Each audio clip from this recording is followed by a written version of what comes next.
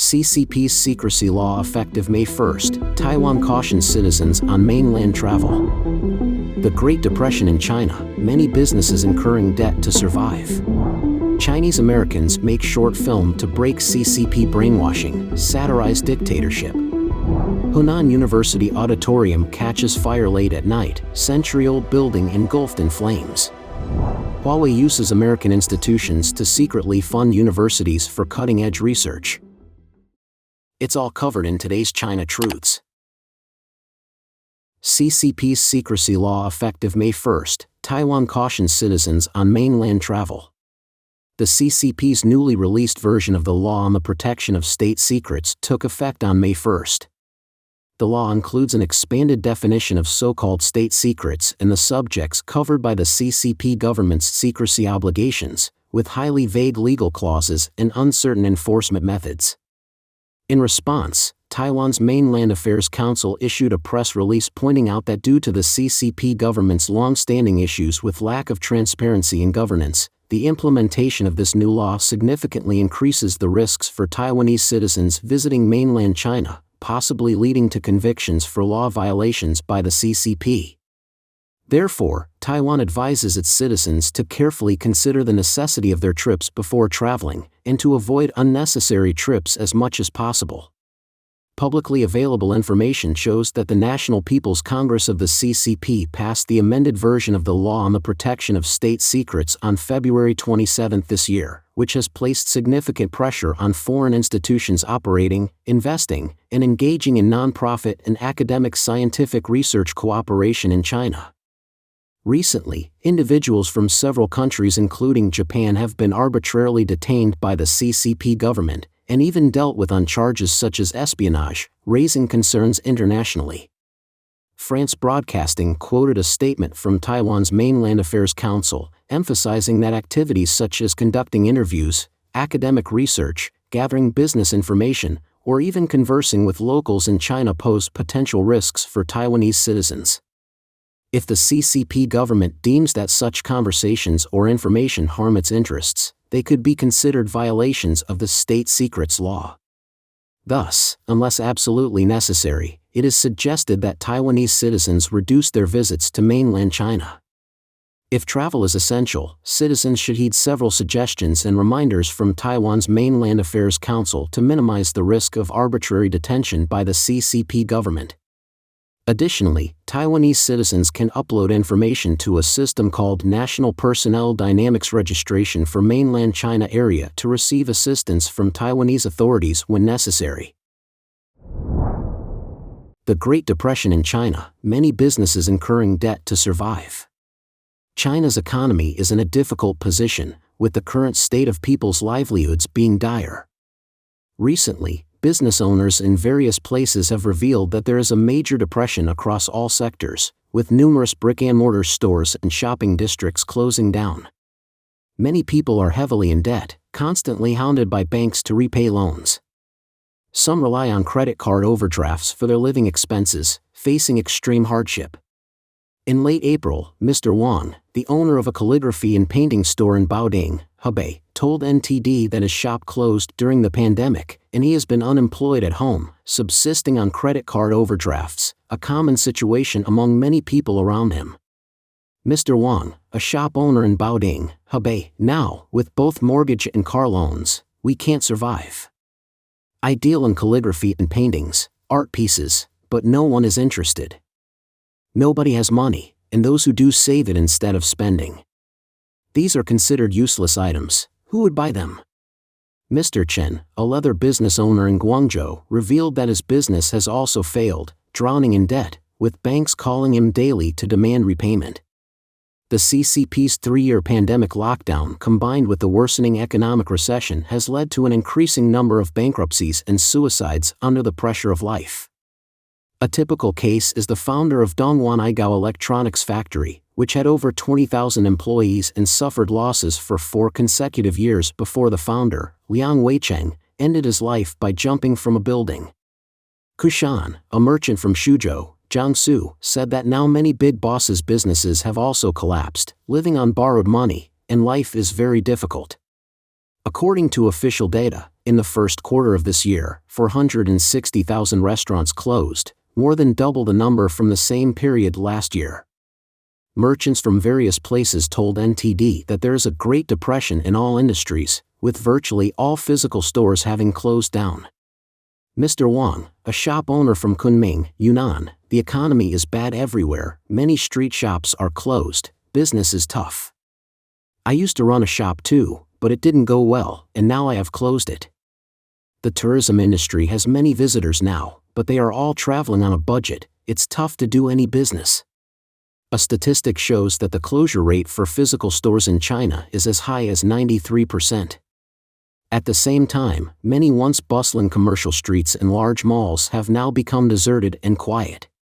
An industry insider revealed that the remaining physical stores are still closing in large numbers. Chinese Americans make short film to break CCP brainwashing, satirize dictatorship. In Los Angeles, Southern California, a group of Chinese human rights activists are filming a low-budget movie titled The Emperor Eliminates Three Evils, aimed at breaking the CCP's brainwashing, opposing dictators, and resisting Chinese Communist Party leader Xi Jinping. Wang Zhongwei, who plays Xi Jinping in the film, gained fame during last year's APEC summit in San Francisco, where he protested Xi's visit in a dragon robe. The film is directed by Wang Han, a graduate of the University of Southern California and a human rights activist, with Wang Zhongwei, the Los Angeles executive director of the China Democracy Party, starring and handling finances and props. According to Radio Free Asia, the film crew was interviewed on April 29. Lead actor Wang Zhongwei said, "We started shooting on April 11 and have completed 3/4 of the film, aiming to finish by the end of April. The final product is expected to be about 30 minutes long." The film's concept is inspired by the recently popular Taiwanese film Zhou Chu Eliminates Three Evils. As director Wang Han explained, in The Emperor Eliminates Three Evils, Wang Zhongwei plays the role of Qin Shi Huang, who has traveled to modern times and been brainwashed by the Communist Party. This Qin Shi Huang will see through the CCP's brainwashing and eliminate Xi Jinping in the plot at the end of the movie. Wang Han stated, "I believe everyone living in China has been brainwashed by the narrative of the CCP since childhood." In November last year, during the San Francisco APEC summit, protester Wang Zhongwei dressed in a dragon robe and made a sensational appearance as he acted heroically. He told the Epoch Times that he used to be a pink, a young Chinese nationalist, until the harsh realities repeatedly struck him awake. Ultimately, at all costs, he fled the CCP's rigorous checkpoints with his wife, children, and parents towards freedom. Wang Zhongwei was born in Anhui and worked in Wenzhou, Zhejiang, as an adult. During his high school years, he saw a video about the Tiananmen Square incident at a friend's house, which made him question the truth behind the mundane life. The Communist Party wasn't as good as school textbooks and news propaganda claimed. The history we learned from official news and schools was altered and abridged. We were living in a Truman Show. Wang Zhongwei had seen the film The Truman Show, where the protagonist lives in a fake world carefully constructed by directors and TV sitcom teams until he realizes that his reality is deliberately arranged. During 3 years of pandemic lockdowns, Wang Zhongwei and his family suffered immensely. The CCP's strict lockdowns once drove him and his wife to contemplate suicide.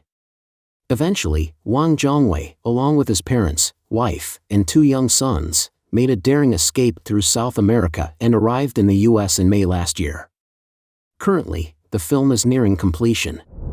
Hunan University Auditorium catches fire late at night, century-old building engulfed in flames. On May 3, viral videos showed the Hunan University Auditorium engulfed in flames, with intense fire surrounding the entire building. The construction site appeared to be wrapped with safety nets used for construction. In the early hours of May 3, the Kaifeng Fire Department reported that they received a call at 11:22 p.m. on May 2 about a fire on the roof of a building at Hunan University's Mainland campus. On the 3rd, Hunan University reported that at about 11:20 on the night of the 2nd, a fire was discovered in the auditorium of the Mainland campus of Hunan University, which was under repair construction. A staff member from Hunan University told Top News that the auditorium had been under construction for nearly 4 months, and the fire might be related to construction workers resting inside the auditorium, but the exact cause remains unclear. Another report from Top News stated that around 7:30 a.m. on May 3, following the fire, the roof of the auditorium at Hunan University's Mainland campus had basically collapsed, and the building was charred. As official sources have not provided a cause of the fire, netizens speculated various possibilities. Hunan University stated, "We express our deepest apologies to all sectors of society and will do everything possible to minimize the loss." Public comments revealed deep disappointment and anger regarding the damage to a historic building at Hunan University. People described the building as the soul of the university and more than just a structure, but the root of students' identity.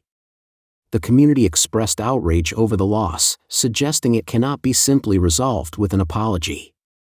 There were even suspicions about the administration's motives, implying the destruction might have been intentional to replace the old with new construction.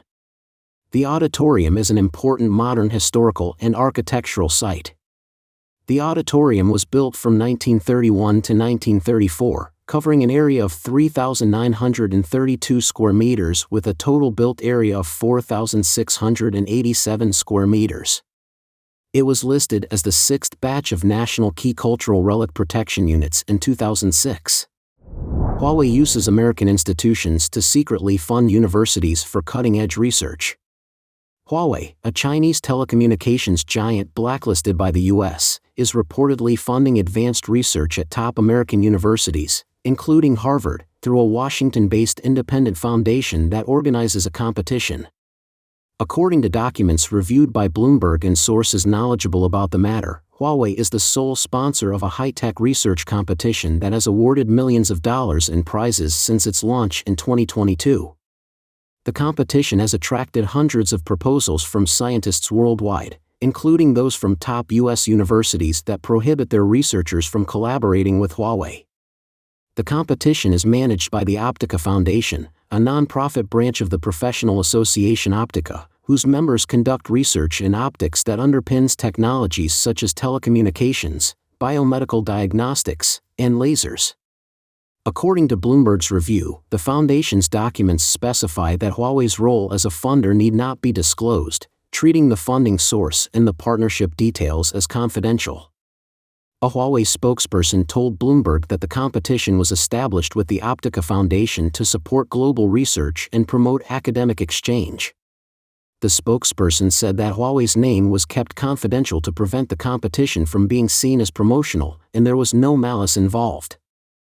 These findings reveal a strategy by Huawei to circumvent restrictions, despite several constraints imposed by the U.S. in recent years over concerns that Huawei's technology could be used by the Chinese Communist Party as a spying tool. Applicants for the competition, university officials, and a judge of the competition told Bloomberg that they were unaware of Huawei's role in funding the project until after being interviewed. However, some applicants interviewed by Bloomberg believe the funding came from the foundation, not a foreign entity. The Optica Foundation's website features 11 opportunities for early career prizes and fellowships. The Optica Foundation Challenge, funded by Huawei, stands out as it does not disclose its donor, unlike other competitions that list their individual or corporate sponsors. This Huawei-sponsored competition offers an annual prize of $1 million, significantly more than any other listed award, being 20 times larger than the second highest prize. Many U.S. universities have recently required researchers to sever ties with Huawei and have strengthened policies requiring scholars to disclose foreign funding, due to concerns about losing federal funding from agencies including the Pentagon and the National Science Foundation. The Optica Foundation's 2023 annual report reveals its top donors, with Huawei being the second largest, having contributed over $1 million. Other notable donors include U.S. tech giants like Google and Meta Platforms, with donations over $200,000, and Intel Corporation, with over $100,000. Additionally, confidential documents show that Huawei intends to fund the competition for 10 years, committing a total of $10 million based on previous contributions. Kevin Wolf, an export controls specialist at a Kin law firm, informed Bloomberg that the secretive funding provided by Huawei through the foundation likely doesn't breach the U.S. Commerce Department rules against sharing technology with Huawei. This exemption applies because the competition deals with published scientific research, which is not covered by these regulations. However, Wolf cautioned that if Huawei were to face sanctions from the U.S. Treasury, these activities could become illegal. Research security experts criticized the lack of transparency in Huawei's funding arrangements with universities, noting that it contravenes the policies that mandate disclosure of foreign funding. They express concerns that the funded research, which includes defense and commercial technologies, may have significant implications. The Optica Foundation's focus areas like submarine and space communication solutions and advanced sensors highlight the strategic importance of these projects. Don't forget to leave a comment in the section below to share your opinions on today's topic with us. Make sure to like and subscribe to see more interesting topics from China Truths.